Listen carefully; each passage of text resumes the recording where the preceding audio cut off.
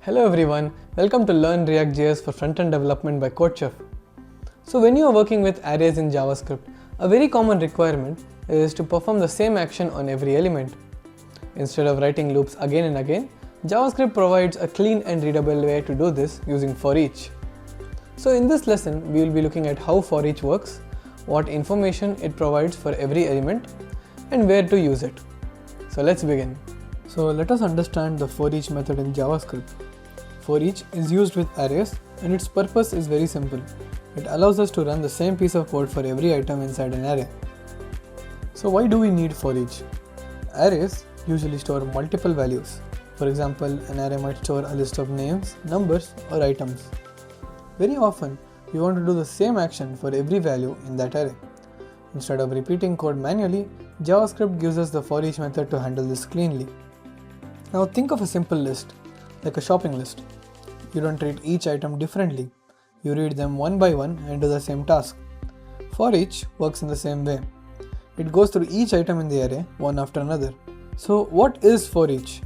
forEach is a method that is available on JavaScript arrays. forEach runs a function for every element in the array in order from the first element to the last. So let us look at the basic syntax. So here is the basic structure of forEach. We'll start with an array. We'll call the forEach method on that array. Inside the parenthesis, we pass a function. This function contains the instructions that should run for each element. Now here we create an array called fruits with 3 values. Then we call forEach on the fruits array. The function receives one value at a time, which we store in the variable fruit. Inside the function, we print that value using console.log. So this is how JavaScript runs the code internally. On the first run, fruit is equal to apple. On the second run, fruit becomes banana. On the third run, fruit becomes cherry. The function runs once for each value. The function we pass to forEach is called a callback function. We do not call this function ourselves. JavaScript automatically calls it once for every element in the array. So what does the callback receive? The callback function can receive up to 3 values. First, the current element from the array. Second, the index, which is the position of that element starting from 0. Third, the original array itself. Most of the time, we only use the first value. So in this example, the function receives 2 values. Color stores the current element. Index stores the position of that element in the array. This allows us to know both the value and where it appears. So let us look at a very important rule. The forEach method does not return anything. No matter what you do inside the function, the return value of forEach is always undefined. Here, the multiplication happens and the values are printed. But when we store the result of forEach in a variable, that variable becomes undefined. This shows that forEach is meant for actions, not for producing values.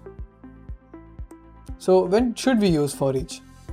Use forEach when you want to perform an action for each element, like printing values, updating something, or triggering logic. Do not use forEach when you want to create a new array. So let us understand how we can use the forEach method by applying it in a problem. So over here we have been given an array called scores, which contains the scores on different rounds of a game.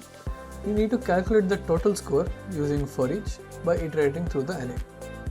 Coming to the code, first we're going to initialize an array called scores, which will contain the following values. And now we will initialize one more variable, total score, which will be 0, because at the start of the game the score will be 0. Now let us apply the forEach function to the scores array. So for each element present in the scores array, we are going to perform the following function. That is, we are going to change the total score by adding it to the current score which we are iterating through.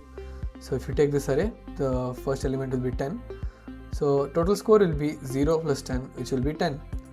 Now after this we will go on to the next element, which is 45.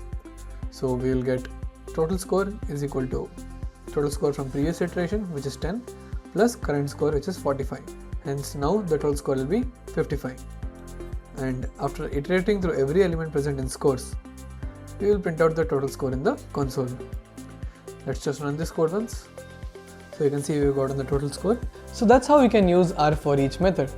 To really understand how the forEach method works, make sure to head over to the CodeChef platform and try out the practice problems yourself. That's where the real learning happens. So that was it for this lesson. I will see you in the next one. Thank you.